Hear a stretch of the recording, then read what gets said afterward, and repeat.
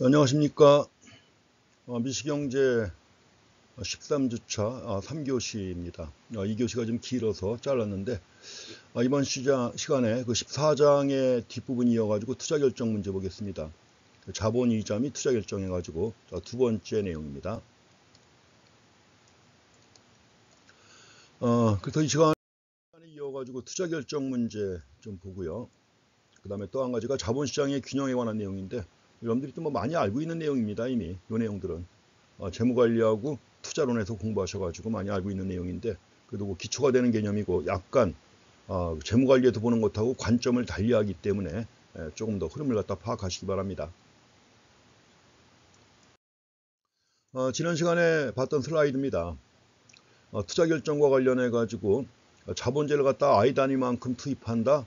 투자가 바로 I 인베스트먼트죠. 그래서 이제 투입하는 것이기 때문에 이게 투자하고 자본재를 갖다 I 단위만큼 투입한다. 그럼 매년 레비뉴 I만큼, 그러니까 레비뉴 I만큼의 수입이 영구히 발생합니다. 영구히 발생하는 경우니까 이럴 때 보통 우리가 분석을 단순하게 하기 위해서 보통 무한등비급수 식을 이용해서 구한다고 그랬죠. 그래서 레비뉴 I만큼의 수입이 영구히 발생할 때 순현가입니다. 자, 순현가 해가지고 일단 자본재를 I 단위만큼 투입했잖아요. I 단위만큼 투입했기 때문에 나간 돈이죠, 이게. 그래서 I 곱하기 자본의 한계 생산만큼 나갔으니까 앞에 부호가 마이너스가 되겠습니다. 마이너스 PKI만큼은 돈이 나간 겁니다. 근데 이제 매년 RI만큼의 수익이 나온다고 그랬죠. 1년 후 수익이 RI입니다. RI의 현재 가치는 RI 나누기 1 더하기 I가 되는 것이고요. I는 시장 이자율이었습니다. 2년 후 RI의 현재 가치죠.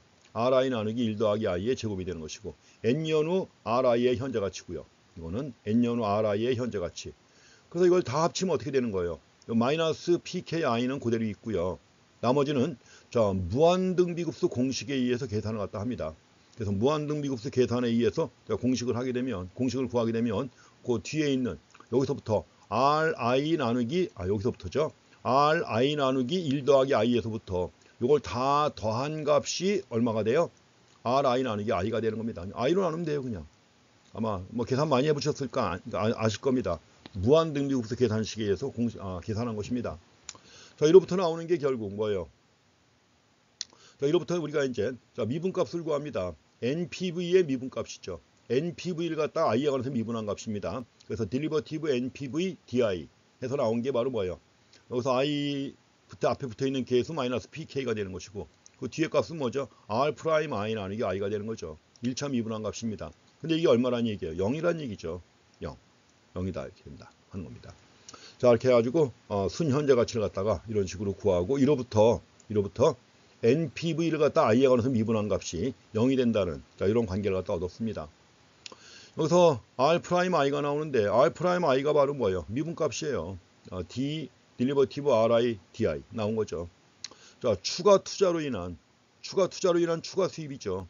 이게 바로 뭡니까? 한계죠. 자, 1차 미분한 값은 바로 한계라는 개념으로 바꿀 수 있습니다. 그래서 여기서 이제 RI 해가지고 자본의 한계 생산 가치입니다. Value of MPK. 자본의 한계 생산 가치에 해당한다. 그래서 결국 이 경우 1차 미분한 값 RI 나누기 I 요 값은 뭐가 되는 거예요? 영구적으로 발생하는 추가 수입의 합의 현재 가치죠. 앞으로 미래에 영구적으로 발생하는 추가 수입의 합의 현재 가치 또는 뭐 현재 가치의 합계 하면 되겠죠. 그래서 현재 가치의 합계 해가지고 뭐라고 불러요? 추가 수입의 합의 현재 가치. 추가 수입의 현가 합이죠. 이렇게 해갖고 구할 수 있습니다. R 프라임 I 나누기 I 해가지고 이렇게도 구했습니다. 여기서 조건으로 나눠봤습니다. 여기까지 앞에서 봤었죠.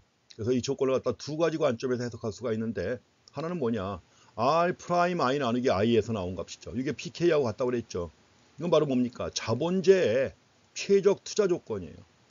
자본재의 최적 투자 조건이고 그 다음에 여기서 현재 가치 구할 때 나눴던 I 시장 이자율인데 이거 갖다가 PK에 곱합니다. PK에 곱하게 되면 어떻게 되는 거죠? R 프라임 I 이퀄 PK 곱하기 I가 돼가지고 이건 뭐예요? 자본 서비스의 최적 투입 조건입니다. 투입 조건. 자본 서비스의 최적 투입 조건. 이 두 가지가 같은 거 아니에요. 그렇죠, 지금. 식만 변형시키는 것이지 같은 것인데 해석은 달리했던 거죠 지금. 그래서 결국 자본제의 최적 투자 조건이 곧 자본 서비스의 최적 투입 조건과 같다는 겁니다. 같은 거예요 이게. 자, 요걸 확인하시면 되겠습니다. 그래서 여기서처럼 경쟁적인 임대 시장을 전제로 했을 때, 자, 경쟁적인 임대 시장을 전제로 했을 때 자본제의 최적 투자와 또 자본 서비스의 최적 투입은 결국 동일한 문제라는 거죠. 이걸 확인하고 지나가셔야 됩니다. 자, 그래서 투자 결정에서 이렇게 보시고, 자, 이것도 이제 역시 나눠서 살펴볼 수가 있습니다. 두 가지 모형 봤는데, 그래서 우리가 앞에서 봤던 두 가지 모형은 극단적으로 대비가 됩니다. 극단적으로 대비된다.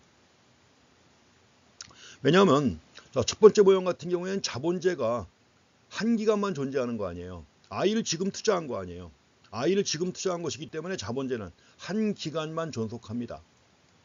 한 기간만 존속하는 것이고, 한 기간만 존속한다고 하면 자본제는 곧 뭐예요? 자본 서비스죠. 자본제가 곧 자본 서비스다. 자, 두 가지를 구분할 필요가 없습니다. 두 가지를 다 구분할 필요가 없는 것이고, 반면에 이제 좀 전에 봤던 모형인데, 예, 자본제가 영구적으로 자본 서비스를 제공하는 경우, 그래서 영구적으로 자본 서비스를 제공하기 때문에 이런 경우에는 두 가지를 다 구분해야 되는 것입니다.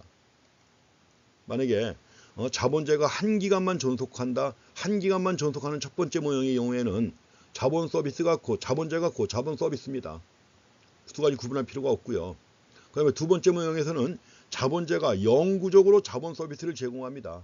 모형을 구분해야 되는데 중요한 건 뭐냐? 결론은 동일하다는 것이죠. 두 가지 경우 결론은 동일하다는 것입니다. 그래서 결국 중간적인 모형을 상정한다고 해도 결론은 똑같다는 거죠. 중간적인 모형에서도 결론은 같다. 해가지고 이 관계 확인하고 지나가시기 바랍니다.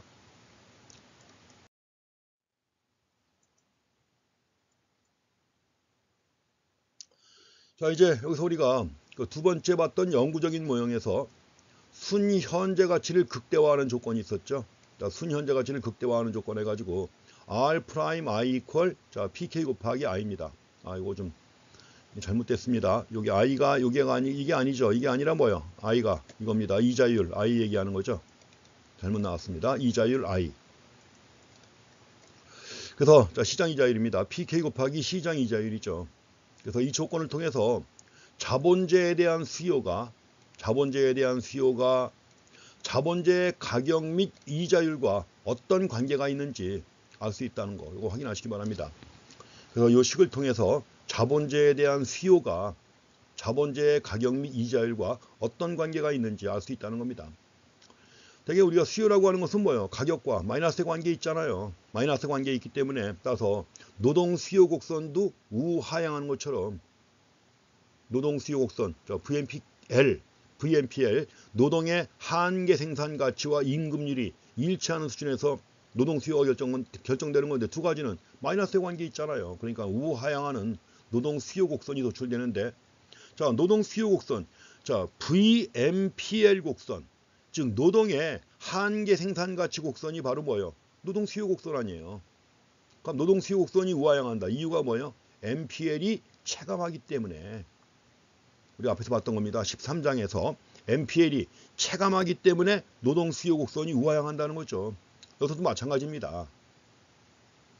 그래서 자본제에 대한 수요하고 자본제의 가격 및 이자율이 어떤 관계가 있는가 하는 걸 갖다가 이제 확인해 봐야 되는데, 뭐 다 알고 있습니다. 먼저 이자율 I가 일정할 때, 이자율 I입니다. 요게 일정하다. 요게 일정할 때 이 등식이 성립하려면, 그럼 PK가 하락할 때 자본제에 대한 수요는 증가해야 되는 거죠. 당연히. 이게 증가해야 되는 거예요. 요게 하락할 때. I가 일정하니까 PK가 하락하면 R 프라임 I는, 즉 자본제에 대한 수요는 증가해야 되는 거죠. 그 이유가 뭐 때문에 그래요? 한계 생산이 체감하기 때문이라는 거 똑같습니다. 자본의 한계 생산이 체감하기 때문에 그런 거죠. 그래서 PK가 하락할 때 자본제에 대한 수요가 증가한다. 그 이유가 뭐냐? PK 하락하잖아요. PK 하락한다. 왜? 한계 생산이 체감하기 때문이라는 거죠. 그래서 요 관계 하나 일단 체크하시고, 그래서 자본제에 대한 수요 곡선도 마찬가지입니다. 자본제에 대한 수요 곡선 해가지고 I는 투자입니다. 자본제에 대한 수요라고 하는 게 결국 투자 아니에요. 그리고 자, 세로축은 뭡니까? PK, 자본의 한계 생산입니다. 자본의 한계 생산을 표시한 것이고, 따라서 수요 곡선이 어떤 형태가 되는 거예요? I의 수요 곡선이 우하향합니다. 그러니까 이 선 자체가, 요 선 자체가 바로 뭐, 요 선 자체가 자, 자본의 한계 생산 가치 곡선이에요. V, M, P, K 이렇게 되는 거죠. 근데 여기 나와 있는 것처럼 MPK가 체감한다. 그래서 자본의 수요 곡선이, 자본재에 대한 수요 곡선이 우하향하는 겁니다. 자본재 가격이 하락하면 자본재에 대한 수요는 증가하는 것이다. 이렇게 해갖고 또 관계 확인하시고요. 그 다음에 또 한 가지, 이자율 I가 하락할 때, 이자율 I가 하락하는 경우 이 등식이 성립하려면 어떻게 될까요? 좀 전에 봤던 등식입니다. 이자율 I가 하락해요. I가 하락하는 경우 이 등식이 성립하기 위해서는 자본재에 대한 수요 곡선이 오른쪽으로 이동해야 합니다. 자본재에 대한 수요 곡선이 오른쪽으로 이동해야 한다. 이 말은 결국 뭐예요? 자, I 시장 이자율인데 시장 이자율이 하락하면 자본 서비스에 대한 수요는 증가한다는 거죠. 그리고 수요 곡선이 우측 이동하는 거예요. 이자율이 하락하면 자본 서비스에 대한 수요가 증가한다. 그리고 수요 곡선이 우측 이동하는 것이다 하는 겁니다. 자, 좀 전에 봤던 1번 내용하고 대비해가지고 요 관계도 잘 이해하고 지나가셔야 됩니다. 그래서 자본재에 대한 수요와 이자율 간의 관계입니다. 이자율 간의 관계고, 이자율이 하락했다. 이자율이 하락하면 자본재에 대한 수요는 증가하는 거죠. 그래서 이자율이 하락한 경우, 요거는 이제 DI인데 이자율이 I0일 때, 요건 이자율이 I1으로 하락할 때입니다. 하락하니까 이럴 때 어떻게 되는 거예요? 이럴 때 우측 이동하는 거죠. 그래가지고 여기서 이제 이거 그림을 바꾸는 겁니다. 그림을 바꿔갖고 세로축에 이제 PK가 아니라 I를 표시했어요. I를 표시해가지고 여기 나와 있는 I0, I1. I0일 때 투자가 얼마였어요? I0일 때 투자가 I0였죠. 또 이자율이 스몰 I1일 때 투자가 얼마였어요? I1이었죠. 그래가지고 요 두 개의 점을 갖다가 공간을 바꿔가지고 세로축을 이자율로 표시한 상태에서 그린 게 바로 이 곡선이에요. 이 곡선이고, 따라서 이거 갖다가 세로축을 갖다가 자본의 한계 생산이 아니라 뭐요? 임대 시장. 자, 시장을 대상으로 해서 그림을 갖다 그려도 시장에서도 수요 곡선은 우하향한다는 거죠. 시장에서도 수요 곡선은 우하향한다. 그래서 이자율이 하락하면 자본재에 대한 수요가 증가한다는 이런 관계를 갖다가 공간을 바꿔서 다르게 표시하게 되면 결국 임대 시장에서 자본재에 대한 수요 곡선이 그려지는 것입니다. 자, 두 개의 세로축이 다르다는 거 주의하셔야 됩니다. 여기서는 지금 I가 외생변수예요. 지금 스몰 I가 외생변수입니다. 스몰 I가 외생변수니까 외생변수가 변화할 때는 곡선 자체가 이동하는 거죠. 근데 여기서는 지금 스몰 I가 내생변수죠. 내생변수니까는 이자율이 하락하는데 어떻게 되는 거예요? 이 점으로 옮겨가는 거죠. 우측 이동하는 겁니다. 이 점으로 옮겨가는 거. 이 흐름을 갖다 또 파악하고 지나가시기 바랍니다. 자, 이제 다기간 효용 극대화와 자본시장에 대해서 이제 종합해서 정리해 봅니다. 그래서 우리가 이제 자본에 대한 수요와 공급을 파악할 때 경제 주체의 다기간 효용 극대화 과정이죠. 자, 다기간 효용 극대화 과정에서 결정됩니다.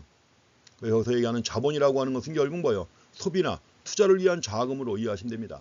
자본은 소비나 투자를 위한 자금, 이렇게 파악하시면 되겠습니다. 그래서 식이 나오는데 식에 너무 연연해하지 마시기 바랍니다. 식은 그래도 가장 단순화해가지고 보여주는 방법이기 때문에 쓰는 겁니다. 여기서도 이제 다기간 모형이지만 현재와 미래에 걸친 두 기간 모형으로 가정합니다. 소비자의 예산 제약이 나옵니다. 소비자의 예산 제약 해가지고 현재 초기 부존 자원이죠. C0 바 서브 바 C1 서브 바 해가지고 초기 부존 자원입니다. 초기 부존 자원이라고 하는 것이고, 이제 B는 본드예요. 채권을 나타냅니다.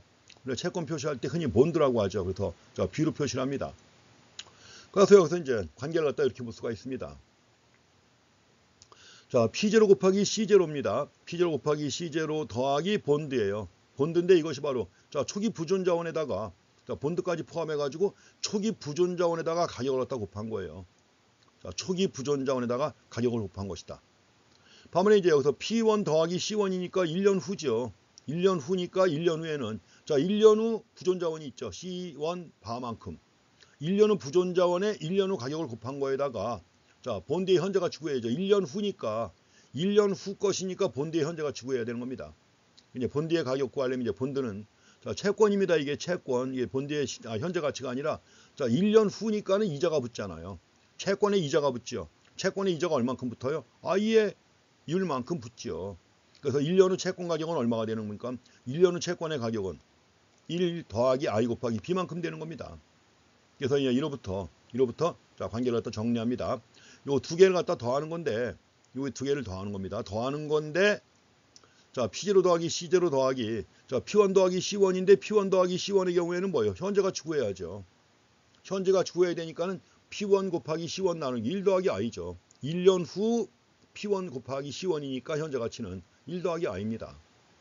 이렇게 해가지고 이제 1호부터 나오는 게 바로 자, P0 곱하기 초기 부존 소비 C0 바. 그 다음에 P1 더하기 C1 서브 반대 현재 가치는 1 더하기 I로 나눠줘야 되는 거죠. 이런 관계가 나옵니다. 그래서 두 기간 모형을 가정했을 때 이게 예산 제약이에요. 소비자의 예산 제약입니다. 소비자의 예산 제약을 이렇게 표시한 겁니다. 그래서 이제 소비자는 예산 제약은 제약 조건이에요.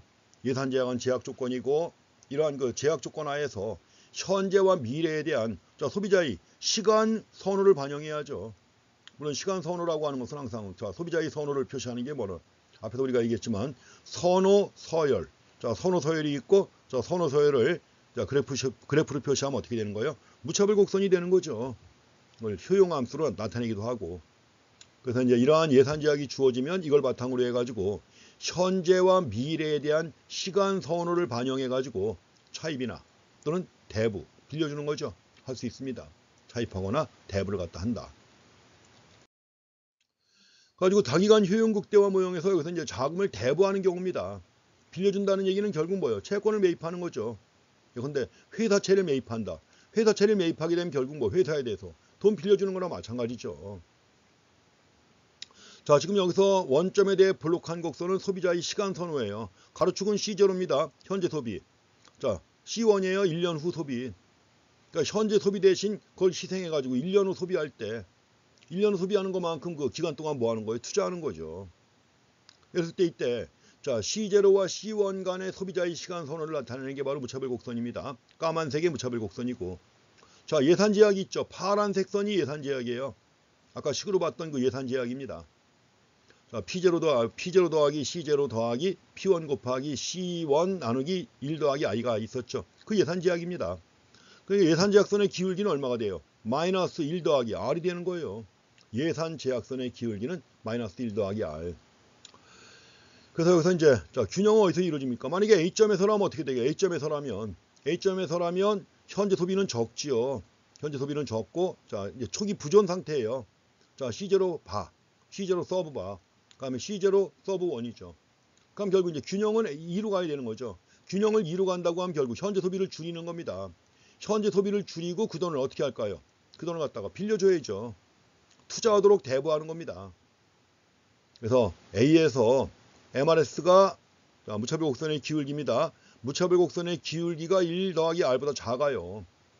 이런 경우 다기간 효용 극대화를 위해서는 자, 요 차이만큼 자, C0 바 하고 C 스타 바 C 스타 제로 만큼의 자금을 갖다가 빌려주는 거예요. 대부해가지고 대부 받은 사람은 그 돈을 가지고 투자하는 거 아니에요. 그렇게 함으로써 이제 어디로 가는 겁니까? 이제로에 가게 되면 이제로에서 균형이 성립하는 겁니다. 자금을 대부하는 경우, 채권을 매입하는 경우 이런 상황이 되는 것이에요. 자, 다음에 이제 반대로 자금을 차입하는 경우입니다. 자금을 차입하는 경우인데 초기 상태가 A점에 있어요. A점에서 자, 주어진 상황은 자, C0 바, C1 바입니다. 이 상태에서는 지금 1-R이 더 마이너스입니다. 마이너스인데 더 크죠. 1-R보다 크게 MRS가 더 크죠. 요거의 접선의 기울기입니다. A점에서 접선의 기울기는 이렇죠. 접선의 기울기가 더 크죠. MRS가 더 큽니다. A점에서. 이런 경우에는 자금을 차입하는 겁니다. 자금을 차입해가지고 현재 소비를 늘리는 거예요. 현재 소비를 갖다 늘리기 위해서 자금을 차입하는 겁니다. 차입한다. 그래서 이제 자금을 차입하는 경우인데 이럴 때는 채권을 발행하는 걸로 생각하시면 되겠죠. 채권 매입이 아니라 채권을 갖다 발행하는 것으로 가지고 이제 자 여기서 움직이게 되면 결 2점으로 옮겨지고 2점에 가게 되면 이제 비로소 균형이 성립되는 것입니다. 자, 다기간 효용 극대화 모형인데 이런 거 익숙하셔야 돼요. 이런 모형에 좀 더 우리가 깊이 있는 여러 가지 금융이나 이런 데 대해서 이해하시려면 다기간 모형을 쉽게 이해하셔야 됩니다. 지금 뭐 거시경제학 책이나 이런 경우에도 다기간 모형 모델이 굉장히 많이 나와요. 그래서 다기간 모형의 가장 단순한 형태입니다. 두 기간만 상정하는 가장 단순한 형태니까 이렇게 해서 내용 합니다. 그래서 이제 다기간 효용 극대화와 자본시장에 대한 내용입니다. 자본시장. 왜냐하면 이제 여러 기간을 상대하는 거니까 이제 뭐예요? 자본시장이에요. 채권 매입과 매출이 이루어지는 이런 시장입니다. 그래서 이렇게 갖고 자금 시장에서 차입하는 사람들은 자금에 대한 수요죠. 자, 대부 빌려주는 사람들은 자금에 대한 공급을 형성하는 거예요. 그래서 시간 선호에 따라서 자금을 차입하는 경우에는 자금에 대한 수요가 형성되는 것이고 대부하는 사람들은 공급이 형성되는 거죠. 이렇게 해갖고 자본시장에 균형이 성립되는 것입니다. 아까 얘기했지만 두 개 그래프에서 균형은 2점이었죠. 2점. 여튼 지금 우리가 실질이자율 좀 전에 봤을 때는 실질이자율 R의 관점에서 본 거예요. 이미 얘기했지만 R은 뭡니까? R은 I 나누기 P입니다. R은 I 나누기 P예요. 그래서 여기서 이제 실질이자율 R의 관점에서 자본시장의 균형을 설명했습니다. 좀 전에 그래프 두 개가 바로 실질이자율 R 관점에서 본 것이죠. 그렇지만 이제 명목이자율 I의 관점에서도 재해석할 수 있습니다. 똑같아요. 명목이자율 I는 결국 뭐예요? 명목이자율 I는 I 나누기 P가 R이란 말이에요. 그 I는 뭐예요? R 곱하기 P가 되는 거죠. R 곱하기 P가 되는 거니까 이러한 관점에서 재해석할 수가 있습니다. 자, 그래가지고 이제 확실성하에서 자금에 대한 수요와 공급이 일치하는 실질이자율 R스타입니다. R스타고 R스타에서 바로 자본시장의 균형이 성립하는 것입니다. 이게 바로 자본시장의 균형이 되는 거죠. 이렇게 해갖고 SF 그다음에 이제 DF 해가지고 자본시장의 균형이 성립한다는 거. 뭐 그림은 단순합니다. 항상 균형이야 뭐 우하향하는 선과 우상향하는 선이 교차하는 점이 균형인 거 확실하죠. 자, 이렇게 해서 이제 자금의 차입은 곧 뭐예요? 우리 자금을 차입한다. 채권을 발행하는 거예요. 자금을 차입한다는 말은 채권을 발행한다. 채권 발행이 바로 뭐예요? 채권의 공급이죠.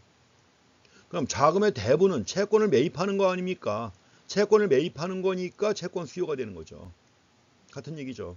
그래서 우리가 자본시장을 갖다가 같은 개념으로서 채권시장 관점에서 재해석할 수가 있습니다. 자본시장을 채권시장의 관점에서 재해석할 수 있다.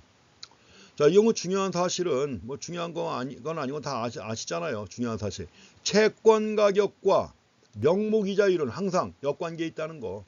이거는 뭐 늘 머릿속에 기억하고 있어야 되는 겁니다. 채권의 가격이라는 게 뭐예요? 채권을 가지고 있으면 매 기간 이자가 나오죠. 자, 채권 가격은 뭐예요? 매 기간 나올 이자의 현재 가치 합계예요. 매 기간, 만약에 이것이 영구채다. 영구채, 콘솔이라고 하는 영구채를 전제로 하죠. 영구채라는 것은 뭐예요? 채권이 있는 한 이자가 무한히 나옵니다. 자, 역시 무한등비급수로 계산하게 되면 자, 채권 가격과 명목이자율 I는 항상 역관계에 있다는 거죠. 그래서 채권 가격은 채권에서 얻어지는 이자의 현재 가치 합계다. 그래서 채권 가격과 이자율은 항상 역관계에 있다는 거. 그냥 가장 단순하게 얘기하면 뭐예요? R분의 1이죠. 채권 가격이 뭐냐 그러면 뭐예요? R분의 1 이렇게 나오잖아요. 굉장히 중요한 내용이죠. 그래서 채권 가격이 하락한다는 것은 곧 명목 이자율이 상승한다는 거죠.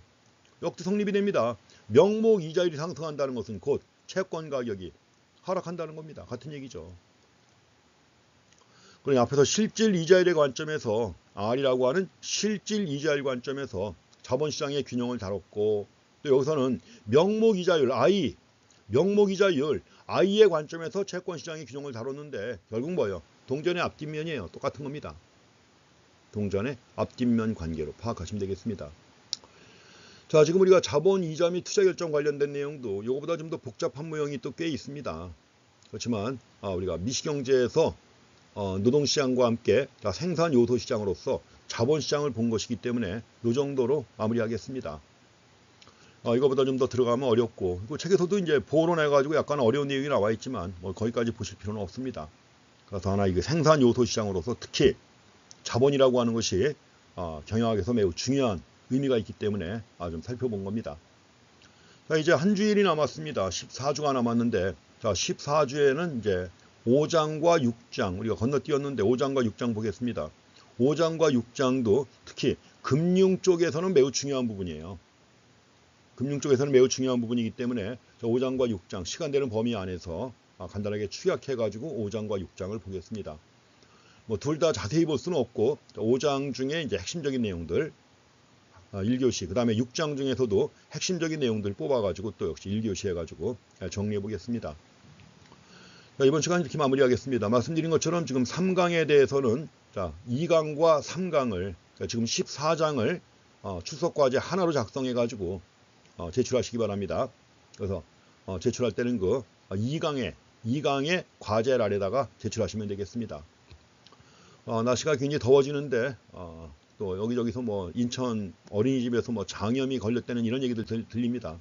자, 집에서도 열심히 운동도 하시면서 이제 다시 만난 날 기다리면서 열심히 공부도 하시고 또 시간도 즐기시기 바랍니다. 자, 수고했습니다.